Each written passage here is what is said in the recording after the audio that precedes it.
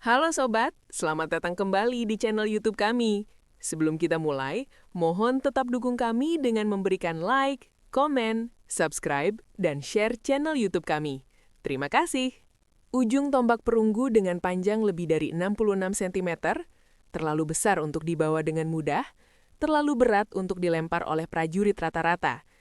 Saat berita temuan ini menyebar, para arkeolog segera bergegas ke lokasi. Apa yang mereka temukan kemudian membuat para ahli tercengang. Senjata-senjata yang sangat besar, jauh melampaui skala apapun yang pernah dikenal dari dunia kuno. Melintasi batasan budaya dan abad, legenda tentang raksasa telah bergema sepanjang masa. Goliat dari Gat, Nephilim dalam kitab Kejadian, dan Titan Yunani yang selama ini banyak dianggap hanya sebagai mitos. Kini, para arkeolog bingung.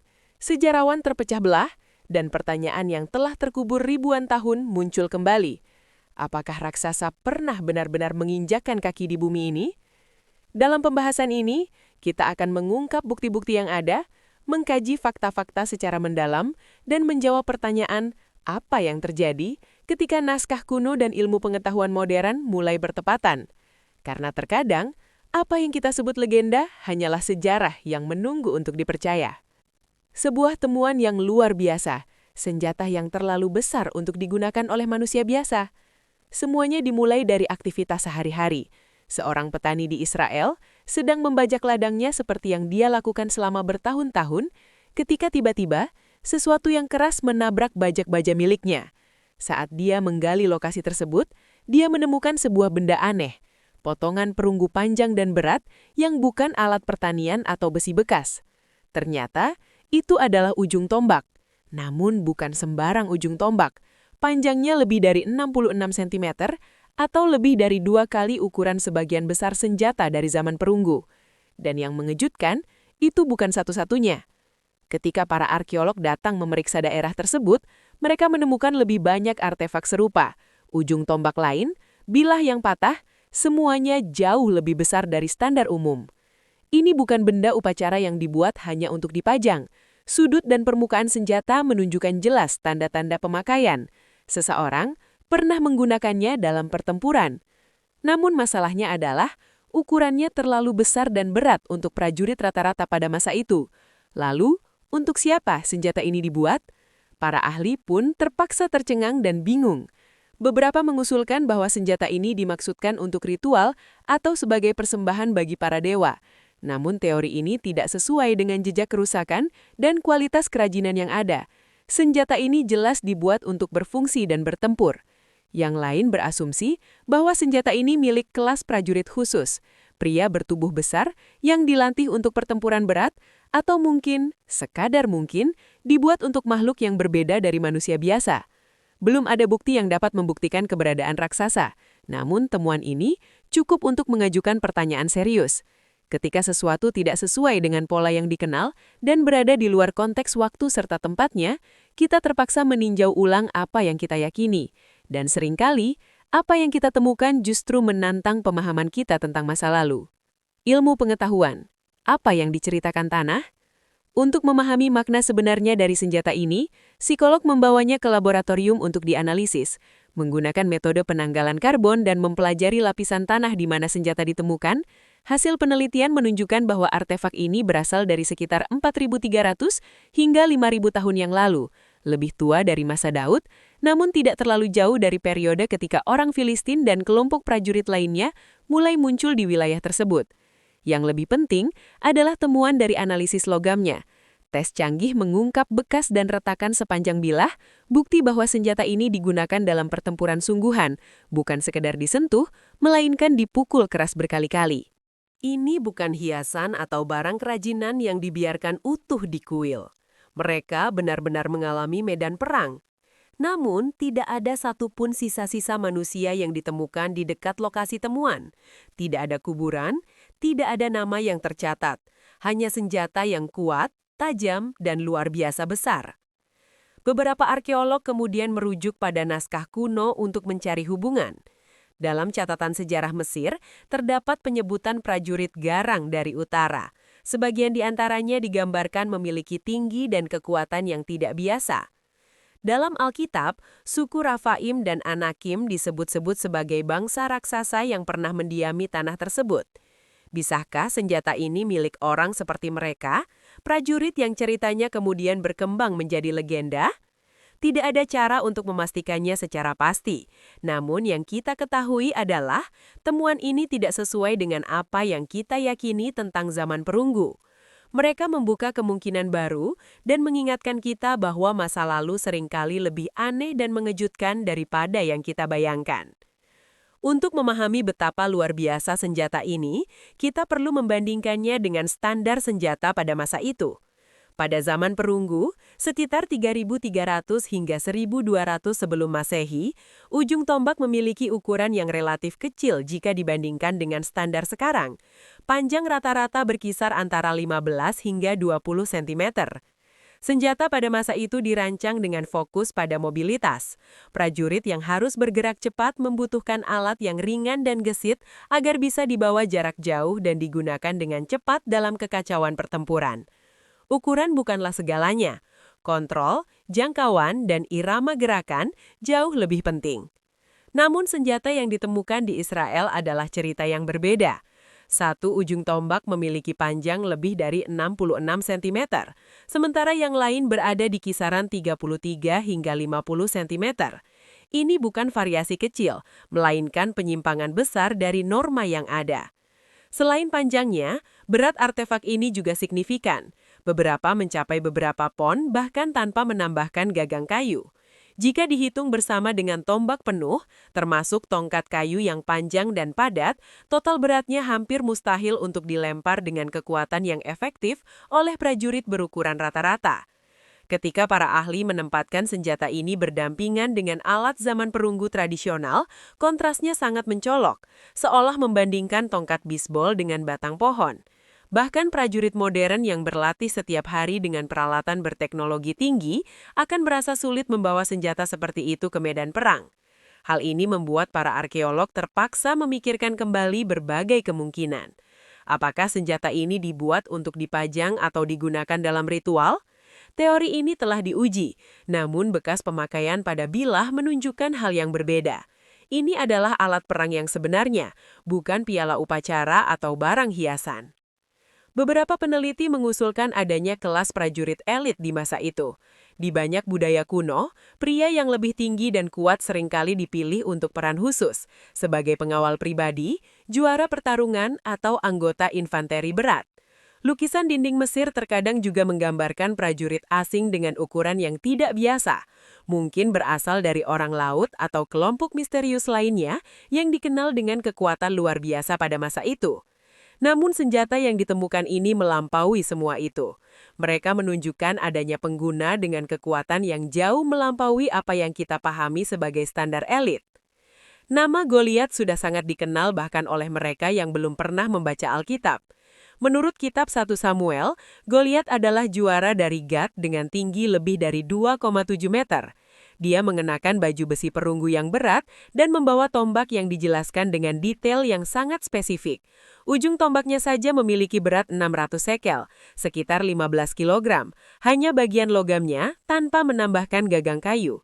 Jika dihitung bersama dengan tombak penuh, termasuk tongkat kayu yang panjang dan padat, total beratnya hampir mustahil untuk dilempar dengan kekuatan yang efektif oleh prajurit berukuran rata-rata. Ini bukan satu-satunya penyebutan senjata berukuran besar dalam Alkitab. Dalam 2 Samuel 21, kita menemukan kisah Isben Binob, seorang raksasa Filistin lainnya yang membawa tombak dengan ujung berat 300 sekel, sekitar 7 kg.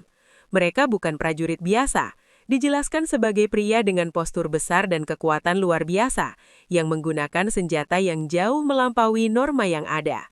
Selama berabad-abad, catatan ini dianggap sebagai hiperbola, penamblahan dramatis oleh penulis kuno untuk meningkatkan kesan keberanian Daud dan pengikutnya. Namun kini, ketika para arkeolog menemukan ujung tombak dengan proporsi yang sesuai, asumsi tersebut mulai diperiksa kembali. Senjata yang baru ditemukan memiliki rentang berat yang sama dengan yang dijelaskan dalam Alkitab. Beberapa berat sedikit di bawah 7 kg, yang lain mendekati 15 kg. Hal ini saja sudah luar biasa, Namun yang lebih menarik adalah lokasi temuan, di wilayah yang erat terkait dengan wilayah Filistin kuno, tempat yang sama di mana pertempuran dalam kisah Alkitab terjadi, Askelon, Gad, dan Lembah Ela. Gad khususnya menjadi pusat dari cerita ini, kampung halaman Goliat.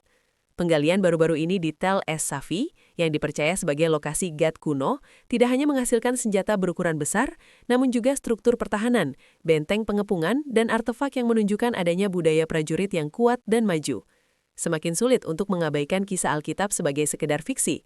Ketika bukti arkeologi sesuai dengan catatan Alkitab dalam hal ukuran, skala, dan geografi, kita menemukan sesuatu yang jauh lebih menarik daripada mitos, konvergensi sejarah, di mana kata-kata dalam naskah dan artefak dari masa lalu mulai menyampaikan cerita yang sama. Tentu saja, tidak semua pihak setuju. Beberapa sarjana masih berargumen bahwa teks tersebut bersifat simbolis. Ukuran Goliat diperbesar untuk menekankan pentingnya iman Daud. Namun bukti dari tanah menolak pandangan tersebut. Senjata menjadi saksi bisu tentang masa ketika batas antara mitos dan ingatan sejarah mungkin jauh lebih tipis dari yang kita kira. Baju besi dari yang tidak diketahui. 1000 pelat perunggu. Sendiri saja senjata hanya menceritakan sebagian cerita. Baju besi di sisi lain memberitahu kita tentang tubuh yang mengenakannya. Di Tel Es-Safi, para arkeolog membuat temuan luar biasa lainnya. Bukan satu benda tunggal, melainkan ratusan, bahkan lebih dari 1000 pelat perunggu kecil yang dibuat dengan sangat cermat. Masing-masing pelat dilubangi dengan bentuk khusus agar bisa saling tumpang tindih seperti sisik ikan. Pada pandangan pertama, mereka tampak seperti serpihan logam biasa. Namun ketika peneliti menganalisis susunan dan fungsi pelat tersebut, kebenaran terungkap. Ini adalah bagian dari baju besi sisik, jenis perlindungan tubuh kuno yang dirancang untuk bergerak bersama dengan penggunanya, sekaligus memberikan perlindungan maksimal dari pedang dan tombat. Ketika dirakit, pelat tersebut akan menutupi batang tubuh, bahu, dan mungkin sebagian lengan serta paha. Baju besi seperti ini sangat jarang ditemukan di zaman perunggu. Ia membutuhkan kemampuan kerajinan yang tinggi, pasukan perunggu yang terorganisir dengan baik, dan pengetahuan mendalam tentang cara menghubungkan setiap bagian secara efektif. Hanya pasukan dengan anggaran besar atau individu yang sangat penting yang bisa mengakses perlengkapan dengan kompleksitas seperti ini.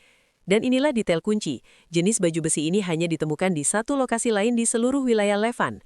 Lalu mengapa banyak ditemukan di Gad? Keberadaan begitu banyak pelat di satu tempat menunjukkan bukan hanya pos militer yang kaya, namun juga sesuatu yang unik. Mungkin seorang prajurit dengan ukuran tubuh yang sangat besar yang membutuhkan perlindungan khusus, atau kelas prajurit elit yang dikenal karena kekuatan dan ukuran tubuh mereka yang diperlengkapi dengan perlengkapan lebih berat dari standar umum. Pelat tersebut juga menunjukkan tanda-tanda pemakaian yang jelas, goresan, lengkungan, bahkan titik benturan yang mengindikasikan mereka pernah digunakan dalam pertempuran. Ini bukan barang untuk dipajang, mereka dikenakan, digunakan di medan perang, dan bahkan mungkin menjadi tempat di mana penggunanya gugur. Penemuan ini menambah lapisan baru pada cerita Goliat. Alkitab menggambarkan dia mengenakan helm perunggu, baju besi dengan berat 5.000 sekel, dan pelindung tungkai kaki dari perunggu. Ini bukan deskripsi yang samar atau umum, melainkan deskripsi spesifik dan rinci yang kini mendapatkan dukungan dari bukti arkeologi. Bisakah baju besi yang ditemukan ini milik Goliat secara langsung? Mungkin tidak. Namun temuan ini membuktikan bahwa baju besi dengan skala dan kompleksitas seperti yang dijelaskan dalam Alkitab benar-benar ada pada waktu dan tempat yang tepat.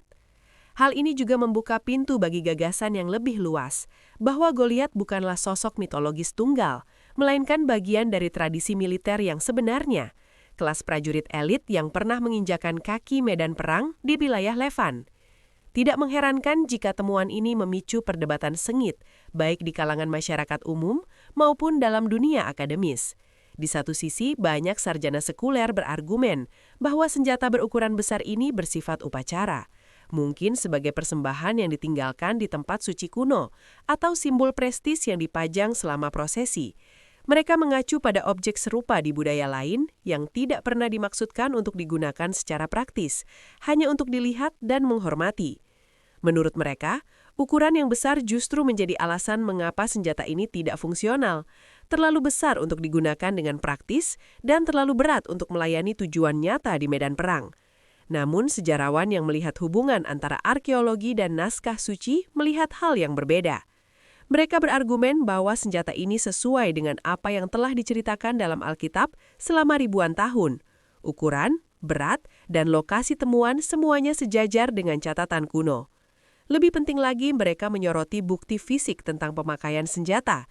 Ini bukan artefak museum yang mulus dan terawat baik, melainkan memiliki tanda-tanda penggunaan sungguhan, seperti sudut yang retak, fraktur akibat tekanan, deformasi bilah, dan jejak benturan. Detail ini sangat penting. Jika senjata ini hanya untuk upacara, mengapa mereka menunjukkan kerusakan yang sesuai dengan pertempuran? Mengapa mereka terkubur di wilayah yang dikenal sebagai medan perang bersama dengan alat perang lainnya?